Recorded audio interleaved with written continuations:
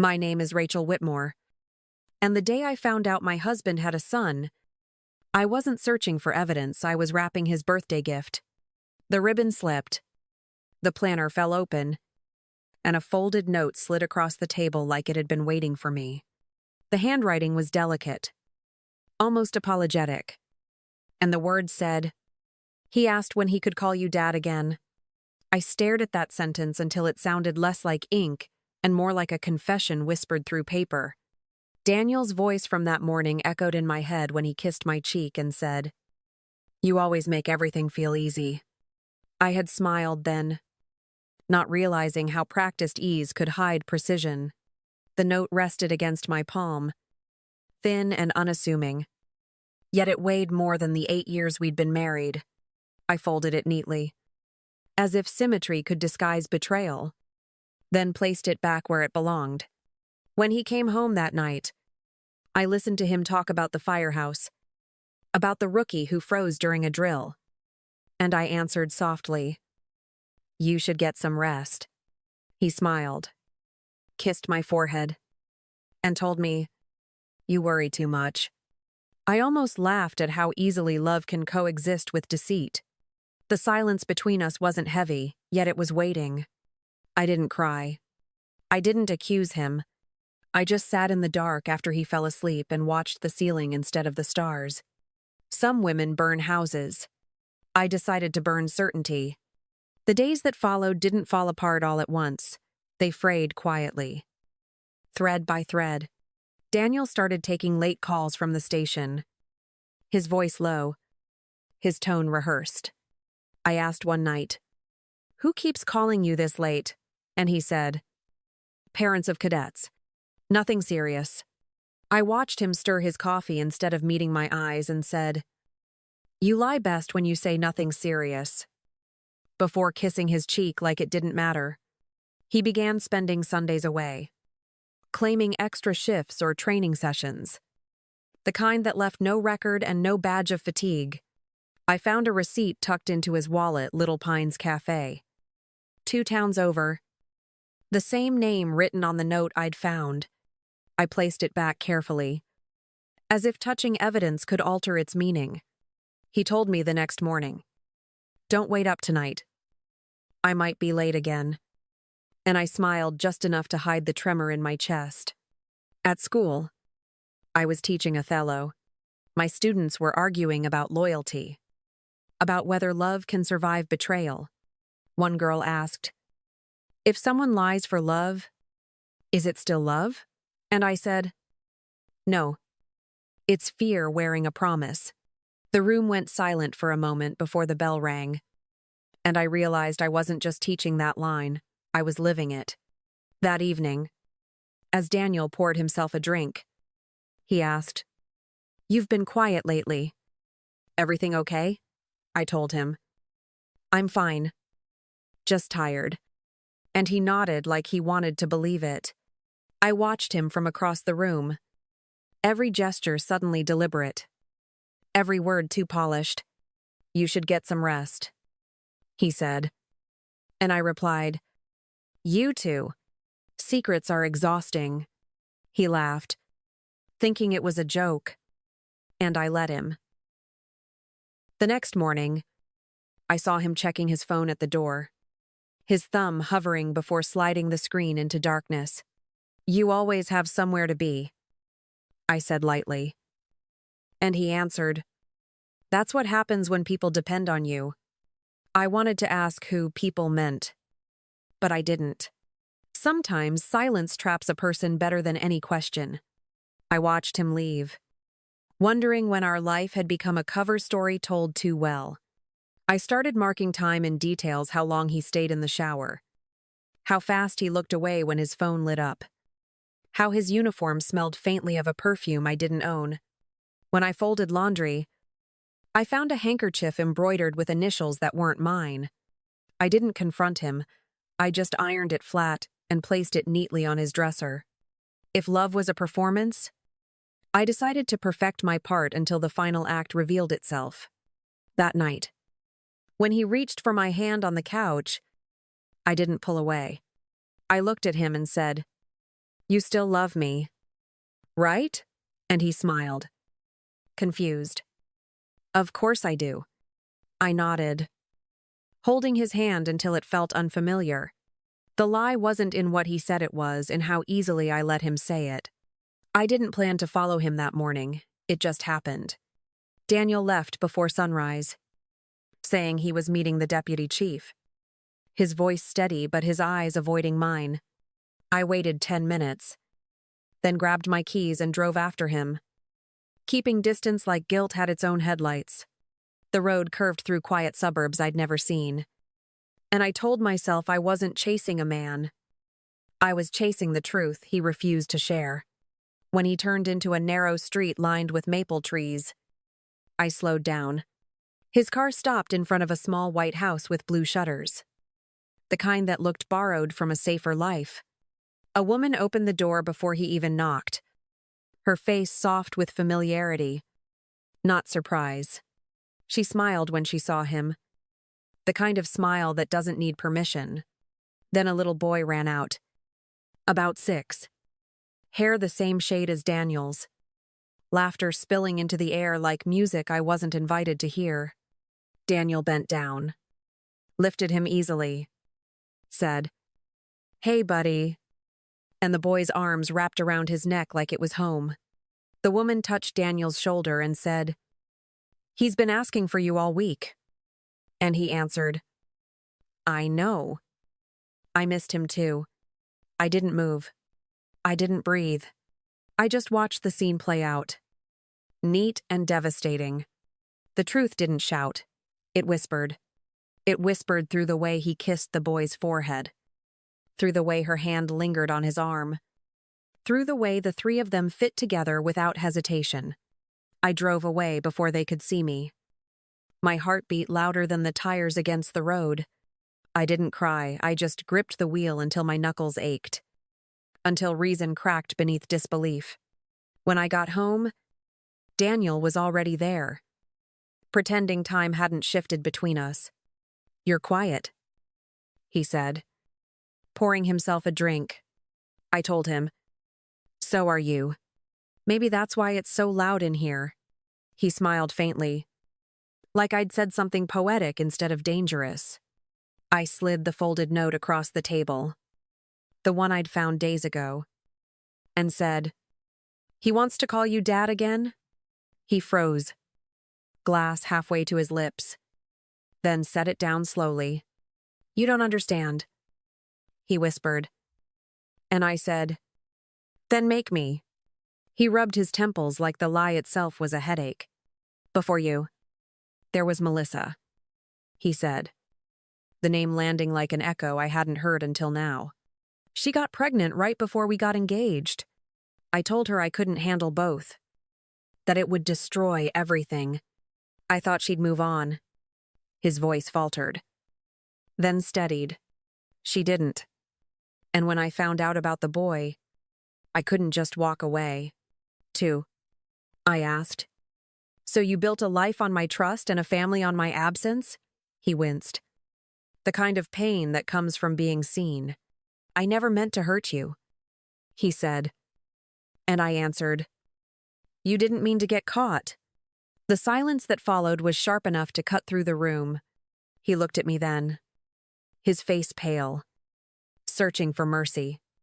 "I didn't know how to tell you," he said. "I was afraid I'd lose you and lose him." I stared at him and said, "You already did.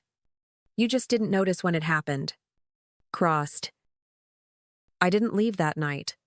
I slept on the far edge of the bed, my back to him. The distance between us colder than the air. He whispered, "Rachel, please." But I pretended to be asleep. The truth was heavier than any apology he could offer, and I didn't know whether to grieve or to plan. The next morning, I sat in Dr. Live, Elaine's office. Her voice soft but deliberate.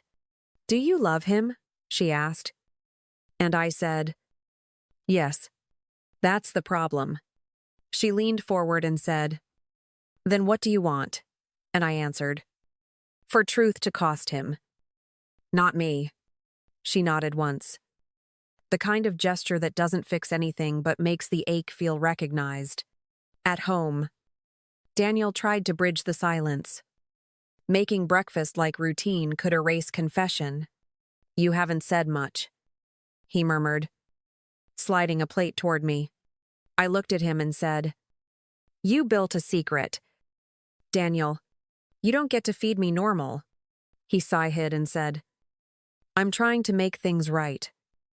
And I replied, You can't rebuild a house with the same rotted beams. The words hung between us like smoke neither of us could clear.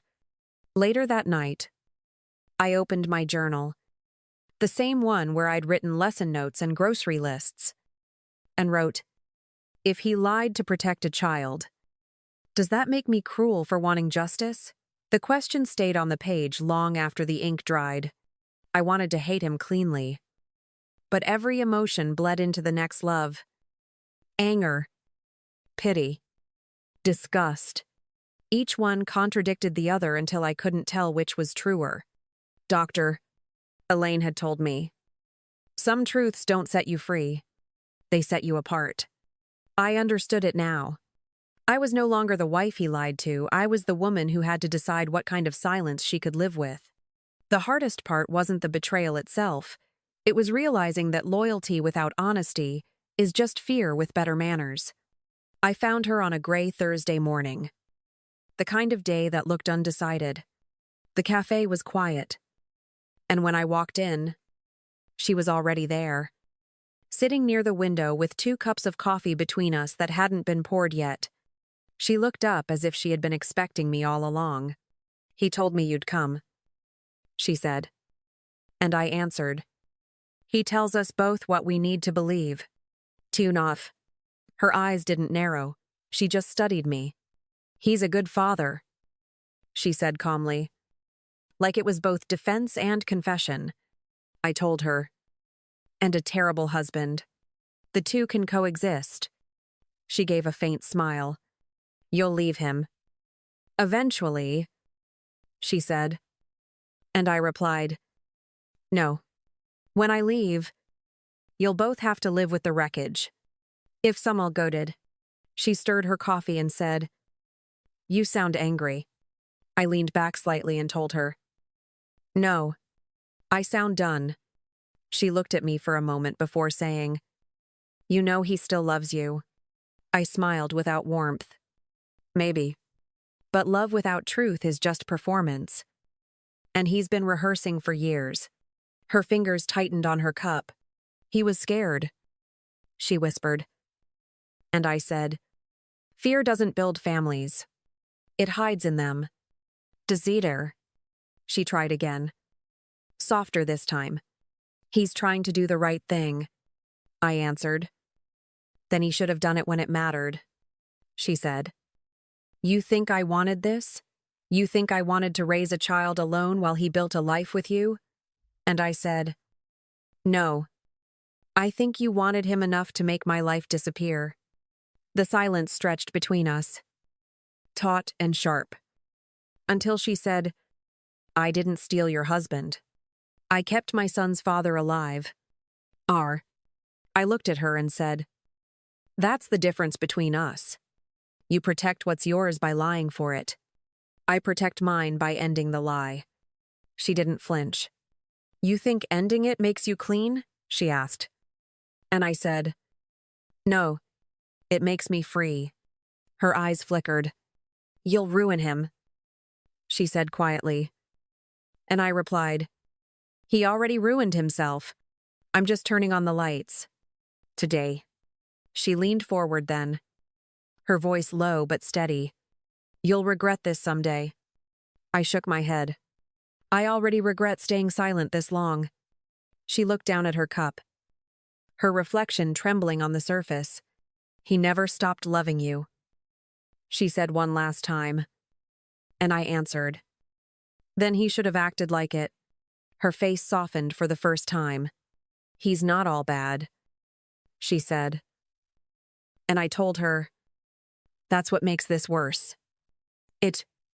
She didn't argue again. We sat there for a while. Two women divided by one man's cowardice. Both claiming the same wound but wearing it differently. I stood to leave. And she said, "What will you do now?" I met her gaze and said, "I'll tell the truth." She nodded slowly, as if truth were both punishment and mercy. "Good luck," she said. And I answered, "I don't need luck. I need consequences." Ah. He was standing under the spotlight, his voice calm and convincing as he spoke about integrity and family. The banner behind him read, "Family Values Fundraiser." And I almost laughed at how irony could dress itself in sincerity. When the applause swelled, I walked toward the stage, my heels cutting through the noise like punctuation. Daniel looked relieved when he saw me at first, as if I had come to stand beside him. Not against him. "Trust," he said into the microphone, "is the foundation of every home." I took the mic from his hand and said, "Trust dies in rooms like this decorated with applause." He froze. A polite smile glued in place as the crowd shifted uncomfortably. "Rachel," he whispered. "Not here." I looked at him and answered, "Exactly here." He tried to regain composure. "This isn't the time," he said softly. But I kept my eyes on the crowd. "You've been protecting your son." "Daniel," I said, my voice even. "But who protected your vows?" The air thickened, and someone coughed in the back. He whispered, "Please, don't do this." And I replied, "I already did nothing for years."